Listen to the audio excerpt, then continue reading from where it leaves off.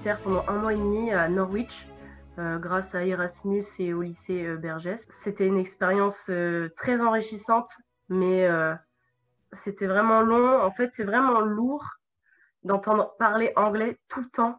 Notre cerveau, il est tout le temps en train d'essayer de comprendre, d'analyser la langue. Et à la longue, moi, j'appelais souvent des amis en Skype à l'époque pour entendre parler français parce que même dès que je suis allée visiter Londres une journée, dès que j'entendais un français, j'étais là, oh, un français, comme si que j'en avais pas vu depuis un moment.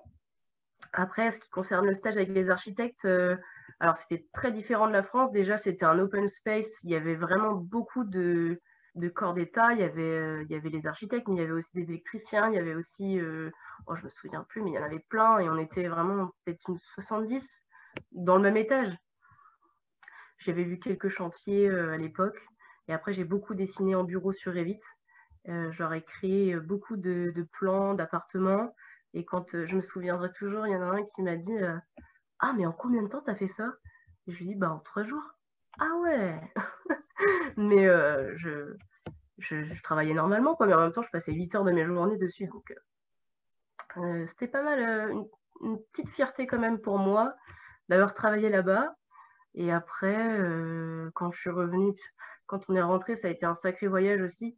Madame Magnier est venue nous chercher, sauf que les avions étaient tombés, enfin, ils faisaient grève.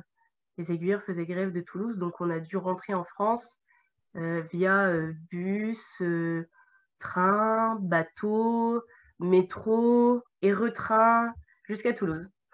C'était une journée et demie de voyage, plus la nuit. Donc c'était un peu intense, comment, ce périple d'1 mois et demi.